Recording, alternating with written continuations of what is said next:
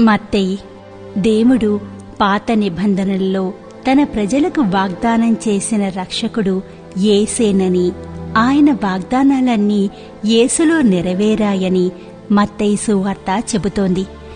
ఈ శుభవార్త కేవలం యూదులకు మాత్రమే కాదని, ఇది యావత్ ప్రపంచానికి కూడా ఈ సువార్త చెబుతోంది. యేసు జననంతో ప్రారంభమైన ఈ సువార్తలో ఆయన బాప్తిజం, ఆయనకెదురైన శోధనలు, ఆయన బోధలు, ఆయన అద్భుత కార్యాలు, ఆయన స్వస్థతలు ఒక చక్కని అమరికలో కనిపిస్తాయి. తర్వాత ఈ సువార్త యేసు ఇహలోక జీవితంలోని చివరి వారం గురించి, ఆయన గలిలయ నుండి యెరూషలేముకు చేసిన ప్రయాణం గురించి, ఆయన శిలువ మరణం గురించి, ఆయన పునరుత్థానం గురించి తెలియజేస్తాయి. మత్తయి సువార్త 8వ అధ్యాయం. ఆయన ఆ కొండ మీద నుండి దిగివచ్చినప్పుడు బహు జనసమూహములు ఆయనను వెంబడించెను. ఇదిగో కుష్ఠరోగి వచ్చి ఆయనకు మొక్కి, ప్రభువా, నీకు ఇష్టమైతే నన్ను శుద్ధినిగా చేయగలవనెను. అందుకు ఆయన చెయ్యి చాపి వాని ముట్టి, నాకిష్టమే, నీవు శుద్ధుడు కమ్మని చెప్పగా తక్షణమే వాని కుష్ఠరోగం శుద్ధి ఆయను.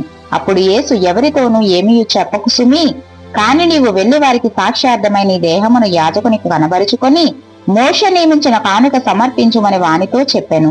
ఆయన కపెర్నహూములో ప్రవేశించినప్పుడు ఒక శతాధిపతి ఆయన యొద్దకు వచ్చి, ప్రభువా, నా దాసుడు పక్షవాయువుతో మిగుల బాధపడుచు ఇంటిలో పడియున్నాడని చెప్పి ఆయనను వేడుకొనెను. యేసు, నేను వచ్చి వాని స్వస్థపరిచెదనని అతనితో చెప్పగా, ఆ శతాధిపతి, ప్రభువా, నీవు నా ఇంటిలోనికి వచ్చుటకు నేను పాత్రుడను కాను. నీవు మాట మాత్రము సెలవిమ్ము, అప్పుడు నా దాసుడు స్వస్థపరచబడును. నేను కూడా అధికారమునకు లోబడిన వాడను. నా చేతి క్రింద సైనికులున్నారు. నేను ఒకరిని పొమ్మంటే పోవును, ఒకరిని రమ్మంటే వచ్చును. నా దాసుని పని చేయమంటే చేయును అని ఉత్తరమిచ్చెను. యేసు ఈ మాట విని ఆశ్చర్యపడి వెంట వచ్చుచున్న వారిని చూచి, ఇజ్రాయేలులో ఎవరికైనాను నేనింత విశ్వాసమున్నట్టు చూడలేదని నిశ్చయముగా మీతో చెప్పుచున్నాను. అనేకులు తూర్పు నుండి పడమటి నుండి వచ్చి అబ్రహాముతో కూడను, ఇస్సాకుతో కూడను, యాకోబుతో కూడను పరలోక రాజ్యమందు కూర్చుందురు గాని రాజ్య సంబంధులు వెలుపటి చీకటిలోనికి త్రోయబడుదురు.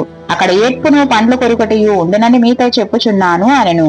అంతటా యేసు, ఇక వెళ్ళుము, నీవు విశ్వసించిన ప్రకారం నీకు అవునుగాక అని శతాధిపతితో చెప్పెను.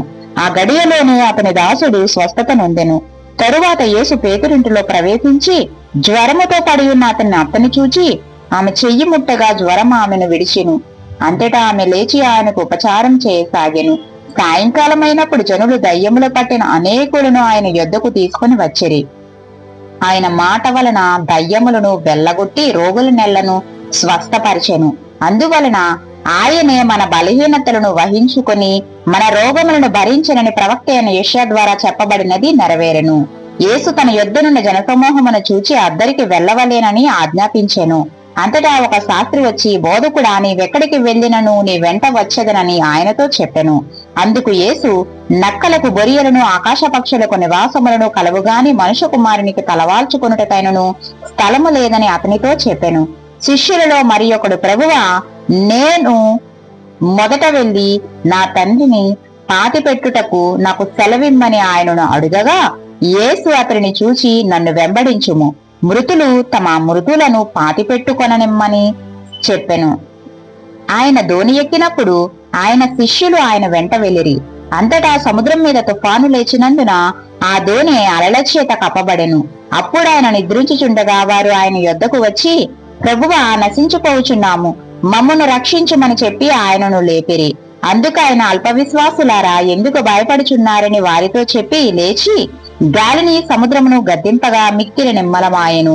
ఆ మనుష్యులు ఆశ్చర్యపడి, ఈయన ఎట్టివాడో, ఈయనకు గాలియు సముద్రమును లోబడుచున్నవని చెప్పుకొనిరి. ఆయన అద్దరినున్న గదరేనీయుల దేశము చేరగా దయ్యముల పట్టిన 2 మనుష్యులు సమాధులలో నుండి బయలుదేరి ఆయనకు ఎదురుగా వచ్చిరి. వారు మిగుల ఉగ్రులైనందున ఎవడును ఆ మార్గమున వెళ్ళలేకపోయెను.